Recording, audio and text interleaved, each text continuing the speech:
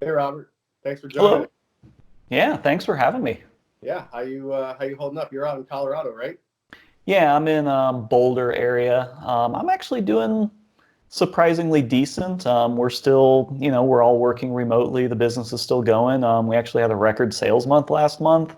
So I don't know. I'm just kind of holding it together and making sure everything stays fine. Good. Uh, You I was gonna say, what do you do for a living? I work for eGauge Systems. We're a manufacturer of hardware-based energy monitoring solutions. So we basically make like a little embedded Linux server energy monitor thing. It's used to take over the normal monitor that would be on a building. So, you have your little meter on the outside. This is a lot more advanced kind of IoT stuff like that. I'm actually the vice president of the company, so I kind of run all the day-to-day hardware development, kind of some of the software development side, things like that. well, sounds fancy.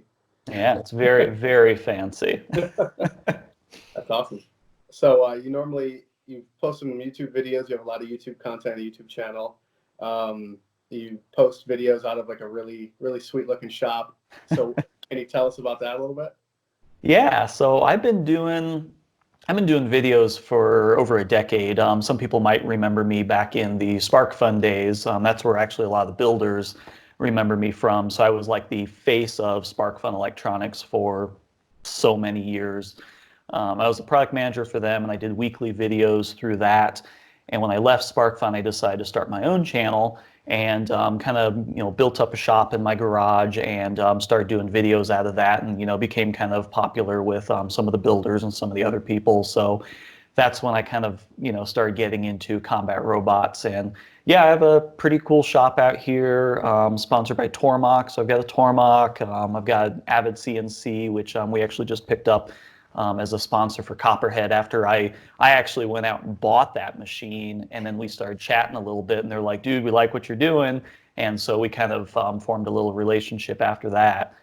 So yeah, it's nice having everything at home. I can just Yeah. kind of go outside and work on everything, which is nice. Oh, that's awesome. I didn't realize it was out back of your house. That's pretty awesome. Yeah, it's basically I just have a three-car garage and we just park on the street or in the driveway. So yeah, it's a good size shop. I wish it was a little bit bigger, but I mean it's plenty fine. That's awesome. So, how's before BattleBots got postponed? How are you guys doing with Copperhead? And tell us, I guess your team, some of your team's remote, right? Or is everybody in Colorado? I think everyone's pretty much here. Last year, Casey was remote. He was out in Seattle. He kind of backed out this year, so we're all really sad about that. I mean, for the record, Casey was the one that got me into this. Casey and I worked together at Spark Fun, and he had Electric Lawn Gnome Supremacy, which was a 60-pound drum spinner. He brought that into work one day, turned it on. Of course, not the weapon. Wait, But he when he turned that thing on, and I'm like, okay, I'm building one. And like ever since then, I've been building combat robots. So it's pretty sad to me that he's not involved this year. But Zach is local. He's the designer of Copperhead, Poison Arrow. He's just north a little bit. Luke, he's here in Denver. And then Pete, he's local here. So pretty much everyone's local now, which is good. so you guys, But are you guys still able to keep working on the robot, or is Copperhead pretty much done?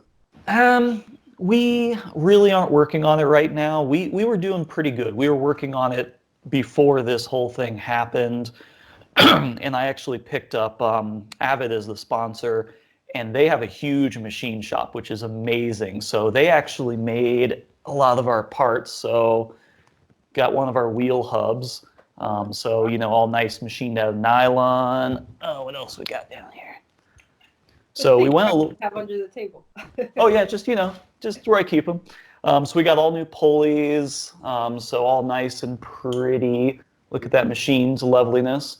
And we actually went with completely different weapon motors this year. So we're actually getting, I forgot what kind of metal. I know it's steel. I can't remember if this is 4140, but these are all the new mounts for the weapon motor.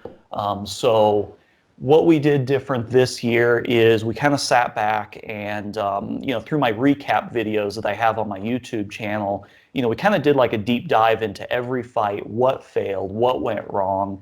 And for this year, it was like, let's just fix everything. What didn't work right, let's fix it. And we got the weapon spin up down to sub 4 seconds. Wow. So it is dangerous. It's scary. You can just take the stick, flick it to full, 4 seconds, it's up there. So that's nice. That was one of the biggest issues we have. For the weapon shaft, we actually went with full S7 weapon shaft because we had the weapon shaft kind of shift a little bit. In the Warhawk fight, we did a weapon-to-weapon hit and just shifted that shaft a little bit. So we went full S7 on that. And then new motor, which allows us to do the 4-second spin-up time. And then just a little bit of tweaks with some of the wheels. We had some issues with the screws backing out, and that's what caused the drive to lock up. So we just went a little bit deeper with the engagement. So just kind of like all these little minor tweaks that we learned over the season. Mm-hmm.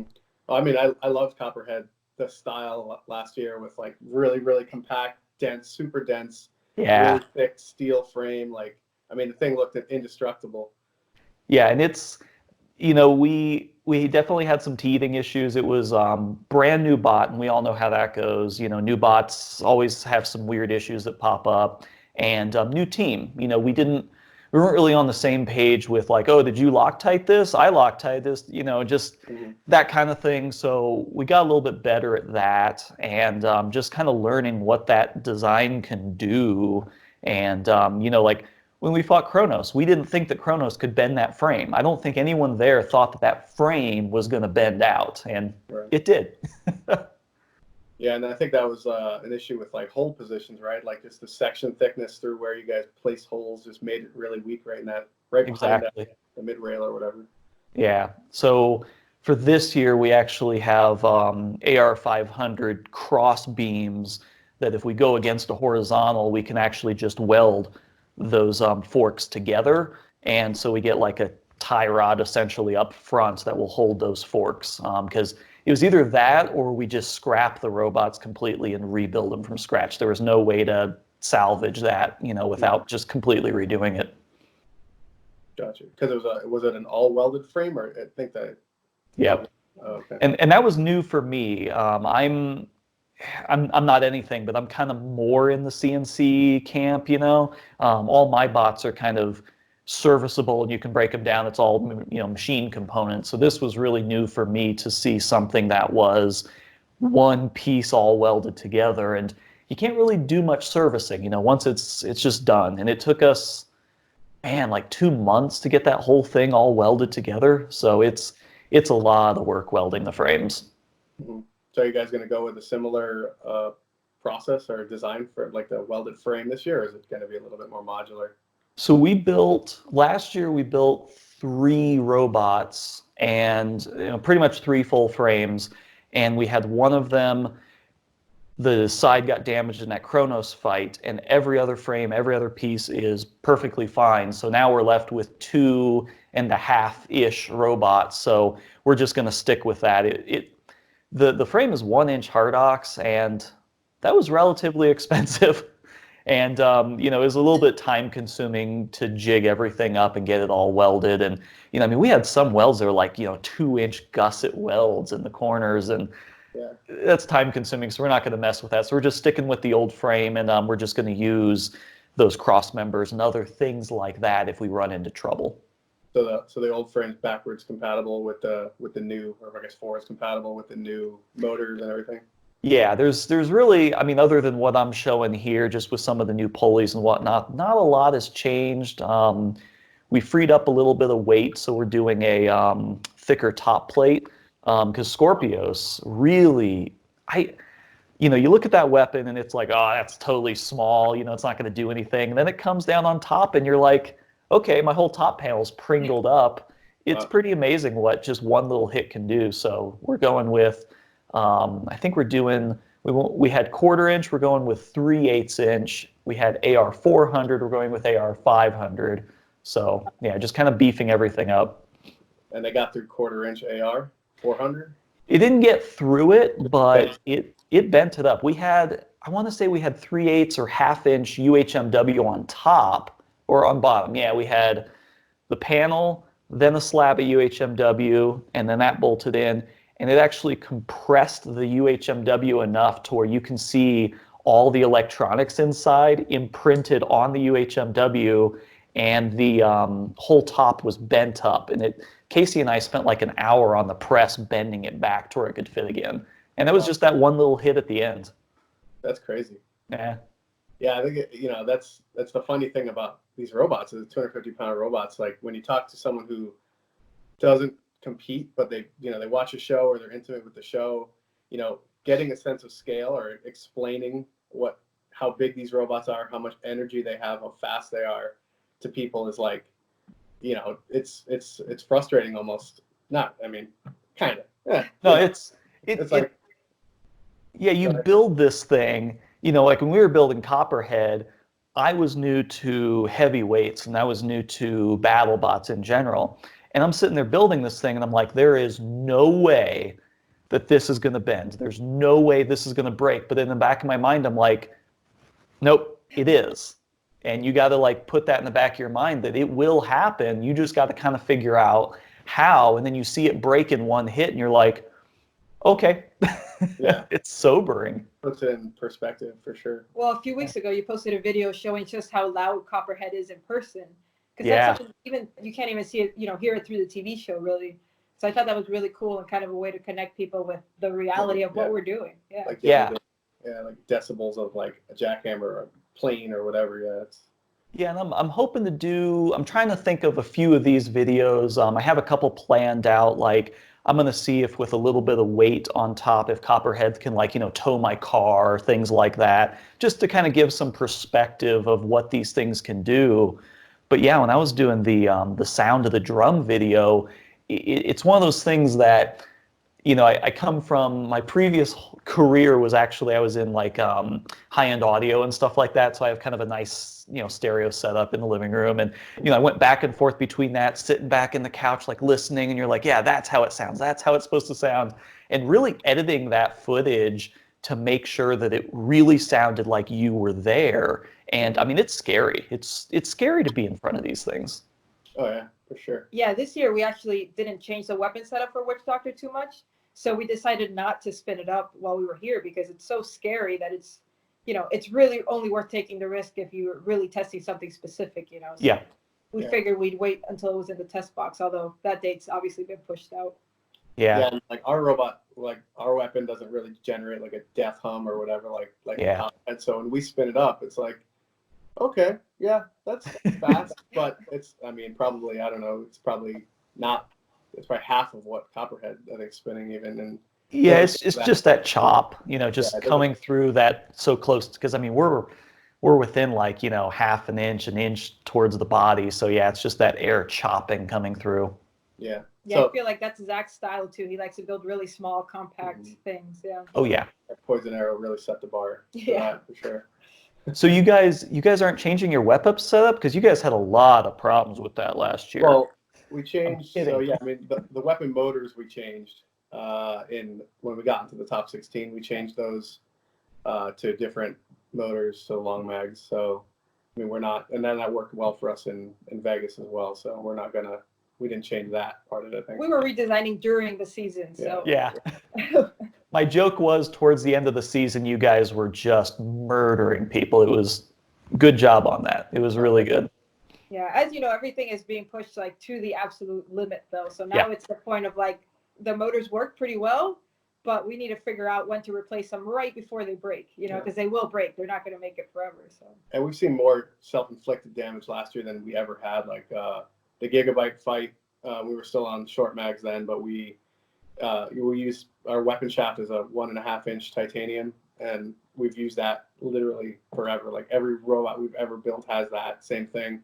Taper roller bearings, and we shattered the bearings, and we hit Gigabyte so hard that there's imprints of the inner race of the taper rollers like into the titanium shaft, and I mean it was slightly bent, but I mean still usable, but it's like damn, that's a lot of force. And like you were saying, stuff that you would think is never ever going to break. And Yeah. had 10 matches on these parts and they've never broken. And you know, the Yeah, harder we you hit, the had more damage you see. yeah, the Kronos fight, like I could have done an hour-long video on just all the little things that happened, but we have the two side rails, right? And then you have the axle that goes in between them, and then you have bolts that kind of cap the whole thing off. And the weapon shaft is held in place. There's like little cups that hold it in place, but you just have the weapon bolts that hold it on. And when it split out, those bolts pulled. And I mean, you're thinking, oh, okay, sure. But they pulled all the threads out of the shaft with it. And you're talking, I think we were using, I want to say it was maybe a 4140 case hardened shaft all the way through, stripped all the threads out. And I mean, you're talking about like, I think it's a 7/8 or a 1-inch bolt. It just, it just doesn't make any sense. And it did that in addition to bending the 1-inch hardox out. It's just all in one hit. yeah, Doesn't the make amount of sense. energy in such a short amount of time is it's hard to even like wrap your head around. Yeah. So you can't plan for any of it. You just gotta kind of like put it together and you're like, that looks good, and cross your fingers. Yeah, yeah, that's a struggle with a lot of teams doing like really crazy FEA and analysis and stuff. It's like, oh yeah, I can put 1,000 pounds on this cantilever beam like forever, or I can put 100,000 pounds on it for 0.001 seconds, and Yeah. it'll explode. It's like, oh well, that's nonlinear response or whatever. But then it's like teams that are doing a lot of FEA, like we did some generative design stuff this year, not anything crazy like Quantum. quantum, but like you're like, all right, well it's basically FEA, and then you're like, yeah, you put some loads on it, like, I don't know if I trust that, Yeah. But Well, after designing robots for so long, there's definitely like a gut check where you just look at a part like, this looks right or it doesn't look right. yeah, I'm getting to the point, I haven't been doing this that long. You guys have all been doing it way longer than me, but I think I'm finally getting to the point where I'm putting something together and I'm just like, it's going to be that. That's going to be my problem. You just kind of know in the back of your mind, like, that's going to be the thing that fails. But then 9 times out of 10, it fails differently than how you think. And you're like, okay. And I think that's the addiction. Like that's the thing that keeps you going, is you just have no idea how to predict any of this, and all these weird things happen. And then you're just like, okay, I'll fix this. And then this breaks. And it's just whack-a-mole constantly. right. Then you add the factors of like the arena and the arena floor, and obviously your opponent, whatever, and Yeah. there's a million things that can go wrong at any time, and then add luck, a lot of luck involved. Oh, it's always luck. Yeah. Yeah, and then that's BattleBots in a nutshell. Yeah. So I've been watching the rest of these, and you guys sound like you're doing really good. It sounds like you just kind of need a couple weeks to finish everything up, and you're good to go. Yeah, we're kind of waiting until we can get the team back together because it's not nearly as fun to do it on our own, even though we do have access to our shop. So once we get a date, I'm sure they'll give us at least a couple weeks, so we'll be able to finish it off.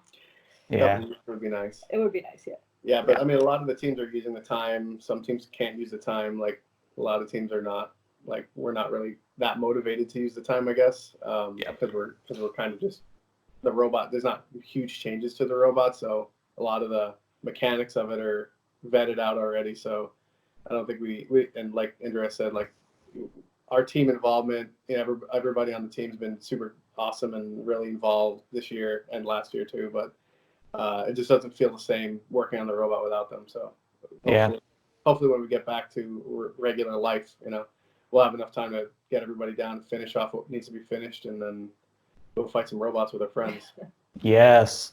Yeah, I've got right before, I mean, this thing's been kind of hitting slowly, right? But right before we kind of finally made the decision to close down the office and do all that other stuff, I dropped everything off at a sandblaster, and we had the whole frame sandblasted so we could put on a fresh new coat of paint. And it's still in the back of my car because I've just been late. I haven't been driving anywhere, so it's still in the back, and I'm kind of fighting the urge to just put it all back together. But you're right. You want to have like the team involved, and everything's kind of done out of my house. So yeah, it's just kind of waiting for everything to get a little bit better so we can start putting it back together. Well, hopefully we'll be back to normal I'm hoping by the end of the summer, at least it'll start getting back to normal. Yeah, I think we got at least another month of this nonsense, and then it'll start kind of recovering. But yeah, who knows? Who knows? Yeah, it depends how how people abide by the laws and stuff like that, and if people are still going out, and obviously if things get worse, et cetera, et cetera. Yeah. Well, I hope we get over this soon. Yeah. Thank you for taking our call. These have become the highlight of my day because, it's like, oh, you have like a one date somebody almost, so. Yeah. How many of these have you guys done and are going to do? So originally when I reached out to all the BattleBots team, it's just kind of let people volunteer to see who wanted to take a call instead of just like cold calling teams that might have been busy working or with other things. So I think this is actually our 20th video. Okay.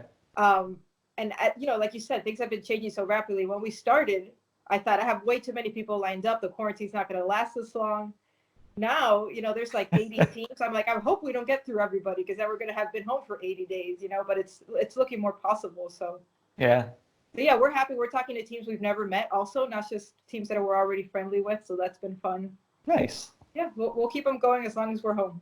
Awesome. Yeah, keep up the content. I'm gonna try my best to keep doing, something. I'm having a hard time finding the motivation to get out in the shop and like work on stuff, even though I'm here all the time. But yeah, I've got a bunch of videos lined up, so I'm about a month and a half out right now in terms of videos. So I'll keep cranking out some kind of content. Just give people something to do and something to watch. Yeah, something to look forward to for sure. Yeah. All right, awesome, Robert. Well, thanks for taking the call, and glad to see you doing well, and everybody's quarantining and keeping safe. Yeah, likewise. Yeah, thanks for doing this.